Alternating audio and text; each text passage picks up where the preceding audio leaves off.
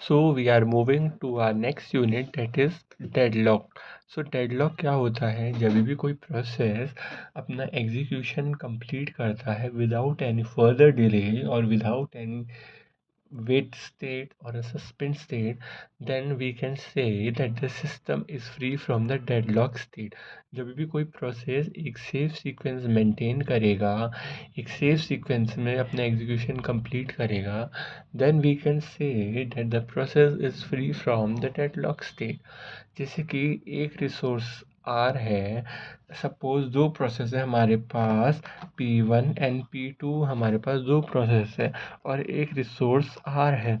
अब हमें पता है कि जो P1 है वो अपना एग्जीक्यूशन तभी कंप्लीट कर पाएगा जब उसको ये वाला रिसोर्सेज एलोकेट होगा, बट जो रिसोर्सेज है वो already allocated by P2 process है। सो अब P2 जब उस रिसोर्स को फ्री अप भी नहीं कर रहा है तो P1 अपना एग्जीक्यूशन कंप्लीट ही नहीं कर पाएगा, क्योंकि जब अगर P2 उस रिसोर्स को फ्री अप नहीं कर रहा है तो P1 उस रिसोर्स को एक्वायर कैसे करेगा। तो इस कारण यहाँ पे जो सीक्वेंस है वो सेफ सीक्वेंस नहीं होगा यहाँ पे, क्योंकि एग्जीक्यूशन कंप्लीट नहीं हो रहा है रिसोर्सेस का। तो इसलिए ये जो कंडीशन है, ये जो कंडीशन फ्री फ्रॉम डेडलॉक नहीं है, ये कंडीशन डेडलॉक के अंदर आती है। यहाँ पे सेफ सीक्वेंस मेंटेन भी नहीं होगा। इसी से रिलेटेड एक एल्गोरिथम है जिसको बोलते हैं बैंकर्स एल्गोरिथम।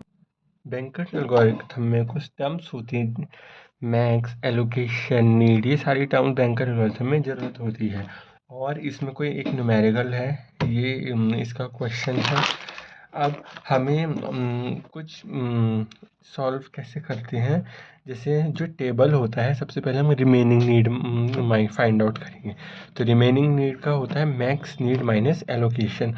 फिर हम क्या करते हैं, सम ऑफ एलोकेशन फाइंड आउट करते हैं एंड तब हम क्या करते हैं, करंट अवेलेबल फाइंड आउट करें, जो कि current available equal to total available minus total allocation से फाइंड आउट होता है।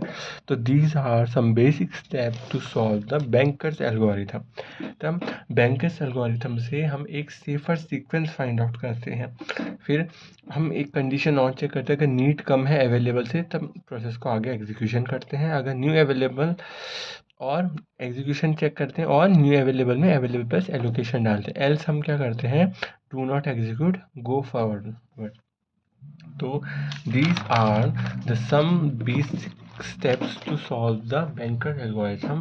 तो बैंकर्स एल्गोरिथम जैसे क्वेश्चन है, इससे हम लिखा होता है कि फाइंड सेफ, ये 100% आता ही एग्जाम में, find out the safe sequence. तो सेफ सीक्वेंस से हम अकॉर्डिंगली इसको फाइंड आउट करते हैं। This is the solution of the banker's algorithm for the current question.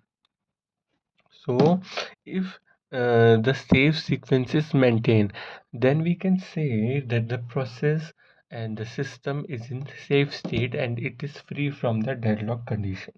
If it is in unsafe state, then we can say that the process is in the deadlock situation.